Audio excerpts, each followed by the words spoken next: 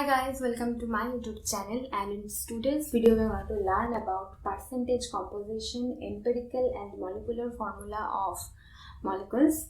So in my earlier video I have told you about Gay-Lussac's law of combining volumes, Boyle's law, Church's law, absolute scale, Kelvin scale, standard values, Avogadro's law, atomicity, relative molecular mass, relative atomic mass, what is gram atom, what is gram molecule. I have told there everything. So if you don't watch the video, then first watch the video and then come here, otherwise you cannot understand what I will going to say through this video. The first thing we are going to learn today is percentage of an element in a compound, that is its percentage composition. So it is the formula is total weight of the element in a compound by gram molecular weight of the compound into 100. For example, there is H2. So this is a compound. Now there is one oxygen atom and two hydrogen atom, and the molecular mass of or gram molecular mass of H2, we know that 2 plus 16 is equal to 18 gram. 18 gram of H2. There is 2 gram of hydrogen and 16 gram of oxygen. If you are asked to determine their percentage of oxygen in this H2 molecule, so it will be 16. That is the total weight of the element in the compound by gram molecular weight of the compound, that is 18. 18 into 100. So in H2 molecule, there is 88.8% of oxygen is present. What is empirical formula of a compound? So this is the simplest formula which gives the simplest ratio in whole numbers of atoms of different elements present in one molecule of the compound. For example, you are given glucose and its molecular formula is C6H12O6. So here the ratio of carbon, hydrogen, oxygen is 6:12:6, and if we simplify it, it will be 1:2:1. So now the empirical formula of glucose will be CH2O. Actually the empirical formula of any compound follows simple ratio. So it will be CH2O, the empirical formula of glucose. Now let's move on to solve some questions. So the first question is, calculate the percentage of phosphorus in CaH2PO4 2. Now first let's determine the molecular mass of this part. So it will be 2 plus atomic mass of phosphorus is 31, and as there is 4 atoms of oxygen, and thus it will be 64. 4 into 16. So the final will be 97. Now see the whole molecule CaH2PO4 2. Now calcium has atomic mass 40 plus this part has atomic mass 97, and as this molecule present in 2, so 2 into 97. So the final will be 234. Okay, and now you have to determine the percentage of phosphorus in this molecule. So phosphorus present in actually you can see there is 2 phosphorus atom. So it will be 2 into molecular atomic mass of phosphorus 31 by 234, the total weight of or gram molecular mass of this molecule 234 into 100. So 62 by 234 into 100, and thus it will be 26.4.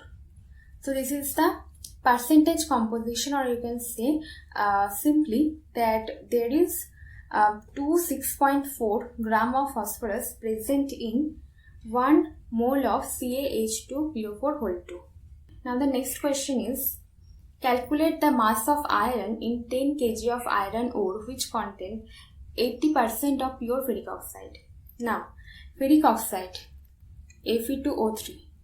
So its molecular mass is 2 into atomic mass of Fe is 56 plus 3 into 16, and thus it will be 112 plus 48 is equal to 160. So now we see that there is 80% of pure ferric oxide, and in this 80% of pure ferric oxide, the iron will be 112, so you can write this 112 by total gram molecular mass of this Fe2O3 into 80. Here 80 because it is said that there is only 80% of pure ferric oxide. So if we calculate it, it will be 56 kg. So now we can say that in 100 kg iron ore, there is 56 kg of Fe iron. So you have to determine the mass of iron in 10 kg of iron ore. So in 10 kg of iron ore, it will be 56 into 10 by 100 is equal to 5.6 kg. So this is the answer. Now the next question is, in a compound Mg, where the atomic mass of Mg, magnesium is 24 and nitrogen 40, 18 gram of magnesium combines with 7 gram of nitrogen. How many gram atoms of magnesium is equal to 18 gram? How many gram atoms of nitrogen is equal to 7 gram? So previously I have told you that 1 gram atom is equal to 1 gram atomic mass. But here it is given that magnesium has 24 gram atomic mass, so it's gram atom, so it will be 1 gram atom of magnesium. But here 18 gram of magnesium combines with 7 gram of nitrogen. So you can say that 24 gram is equal to 1 gram atom of magnesium.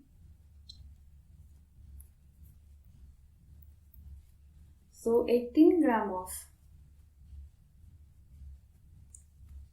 magnesium will be 18 by 24 is equal to 3 by 4 gram atom of magnesium. Okay. Now, how many gram atoms of nitrogen is equal to 7 gram? So the same thing. So as 14 gram of nitrogen is equal to 1 gram atom of nitrogen, so 7 gram is equal to 7 by 14, 1 by 2 gram atom of nitrogen. Now calculate the simplest ratio of gram atoms of nitrogen and hence the simplest formula of the compound form. So Mg is to nitrogen, magnesium is to nitrogen, gram atomic ratio is 3 is by 4 is to 1 by 2. So it will be 3 by 2 is to 1. So now finally it will be 3 is to 2.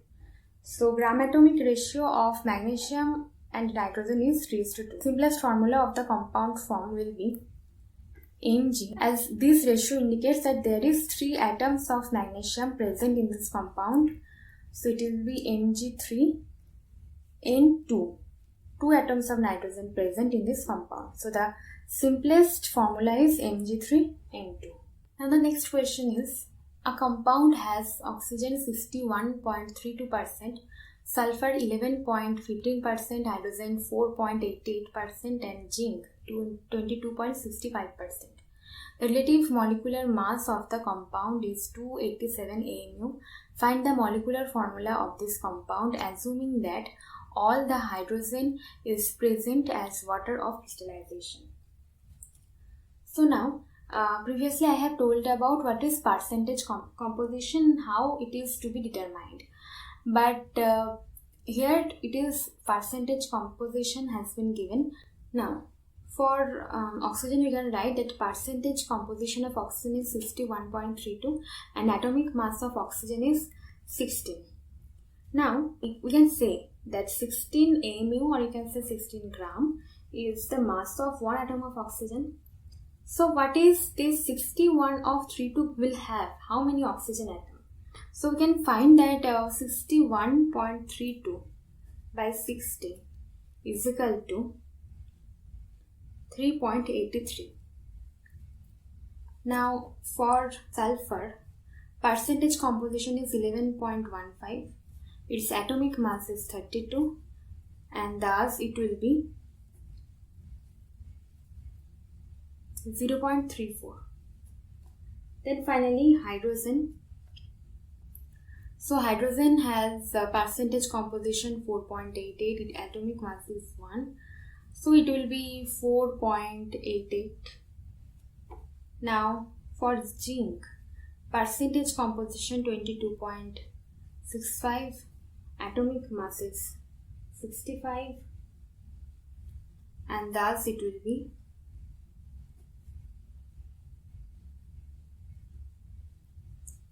0.34. This is in fraction. That is why we have to find a simplest ratio, so that we can determine the number of atoms, different atoms present in this compound. So for simplest ratio we can do, if we divide all the 4 by 0.34 we'll get, so it will be 11, 1, 14, 1. So we can say that empirical formula of this compound will be Zn S1 hydrogen 14 oxygen 11 hydrogen 14. So this is the empirical formula of this compound. Now determine the empirical mass of this compound.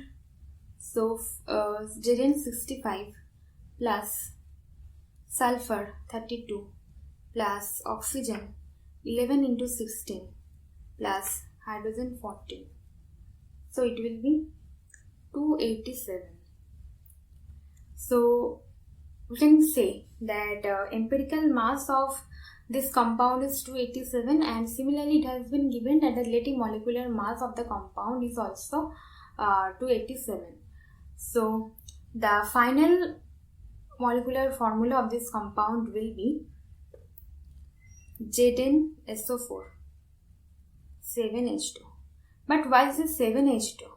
Because it is given that all the hydrogen is present as water of crystallization.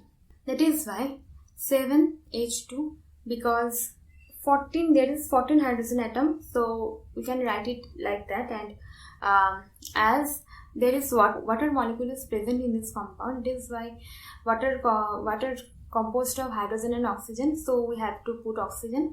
And after that we see that from this molecule, from this empirical formula, we find that there is 11 oxygen atom, so we can put 7 oxygen atom here. The rest 4 atoms will be here. So thus we can determine the molecular formula of this compound. Now the next question is, 36 gram of glucose are dissolved in 6 gram of water in beaker. So do you know the molecular formula of glucose? It is C6H12O6. So its molecular mass will be 6 into 12 plus 12 plus 6 into 16, and thus it will be 180. You can calculate. So now you have determined the number of oxygen atoms and you have dissolved 36 gram of glucose. So in 180 gram of glucose,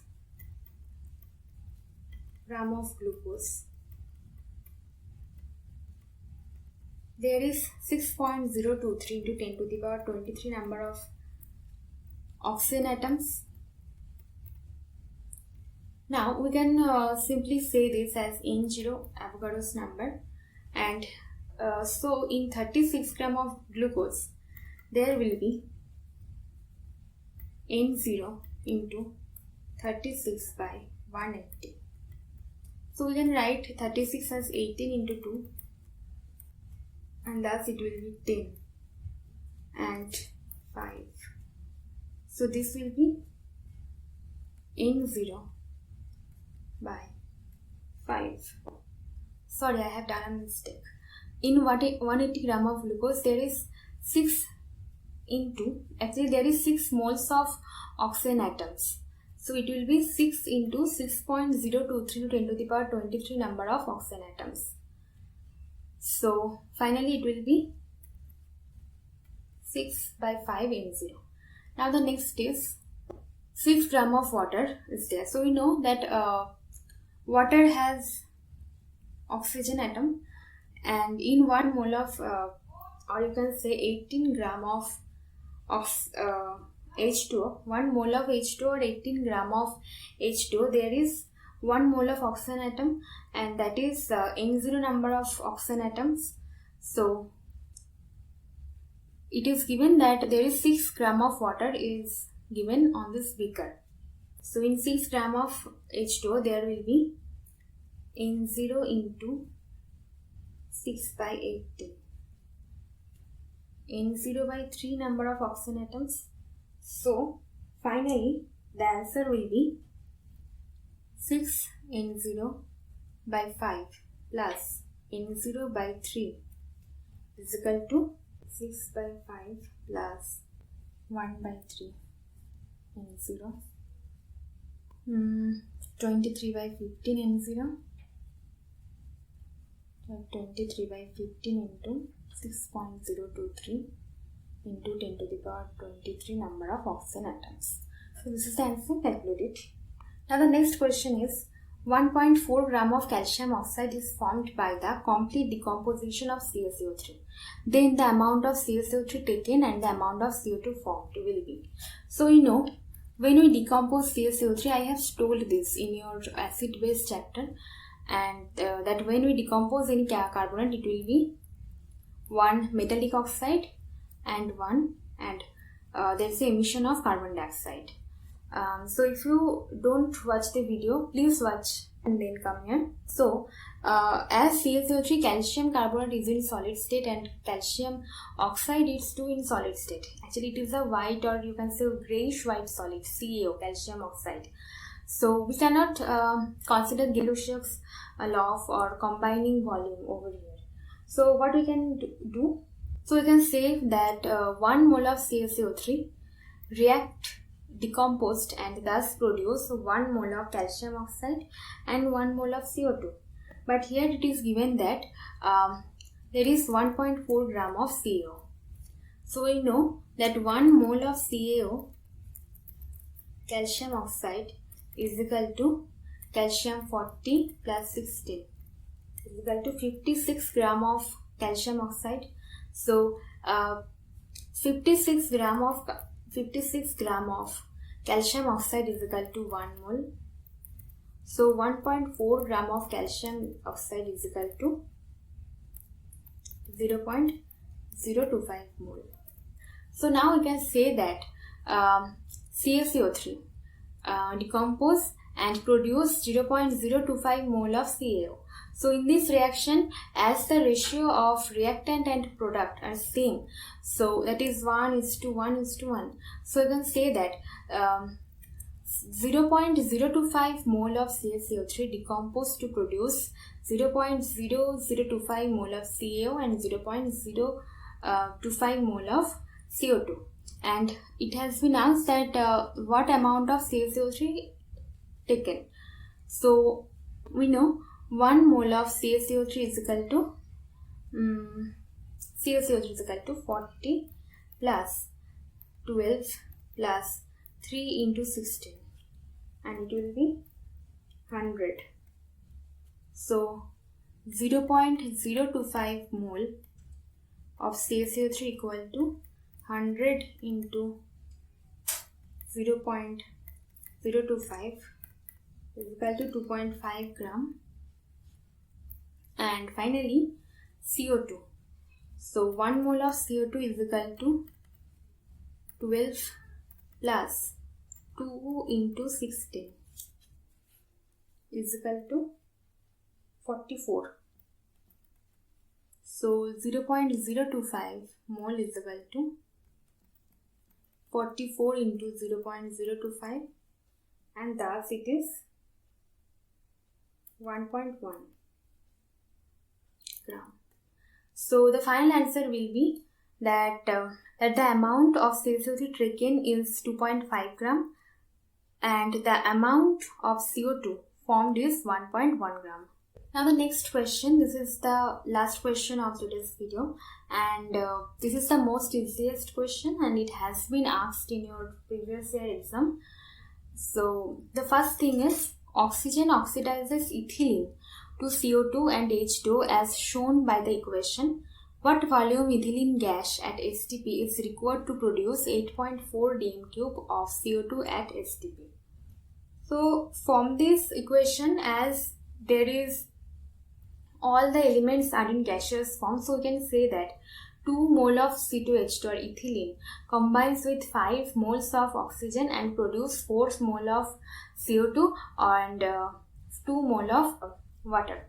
So we can say that as 4 is equal to 8.4 dm cube, because there is 4 molecule of CO2 produced and it is given that 8.4 dm cube of CO2 has been produced. So 4 is equal to 8.4, so 1 is equal to, it will be 2.1 dm cube. And now here you see that ethylene is 2 mole in this case, so we can say that ethylene will be 4.2 dm cube. So to produce 8.4 dm cube of CO2, we need 4.2 dm cube of ethylene. And now the next question, a compound made up of 2 elements X and Y has an empirical formula.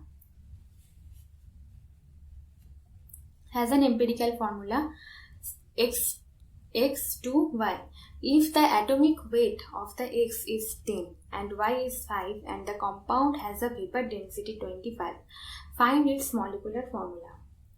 So previously I have told you, remember that relative molecular mass is equal to 2 into vapor density.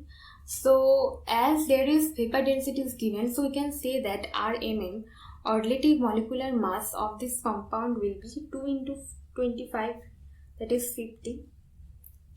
So now its empirical formula is X to Y. Empirical mass can be determined in this way,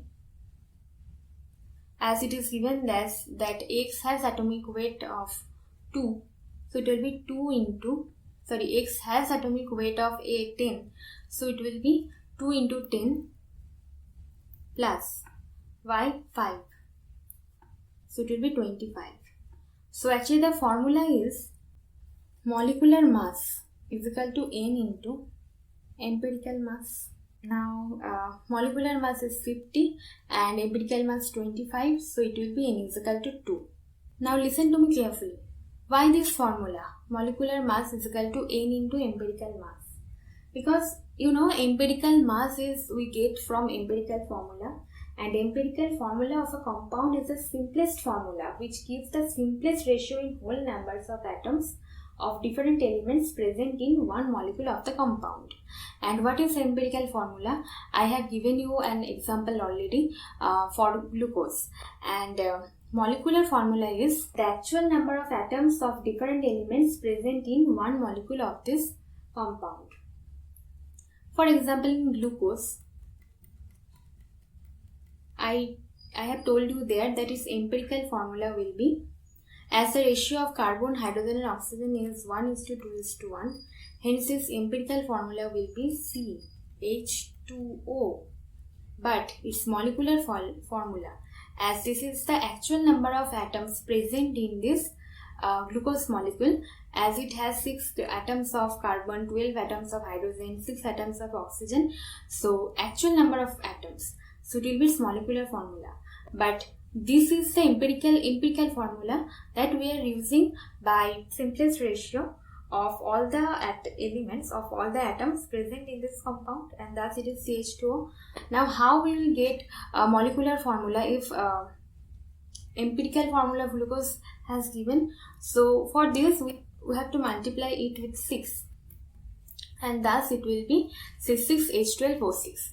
So thus we will get molecular formula of glucose. So this 6 is actually n over here. So thus we can say molecular mass is equal to n into empirical mass, because molecular mass is you have to find out molecular mass from the molecular formula of any compound. So that is why this is the formula. So we have to remember this. We have determined that this is n is equal to 2. So here the final molecular formula will be x2y, this is the empirical formula, to n, and thus it will be x4y2. So this is the molecular formula of this compound. So students, thus I have completed the chapter. So if you have any doubts, go straight to the comment section, ask me, and if you want any short notes from this chapter, then mail me. I have given my mail address in the description box. Check it there, and I will provide the PDFs of those short notes to you. Finally, thank you for watching.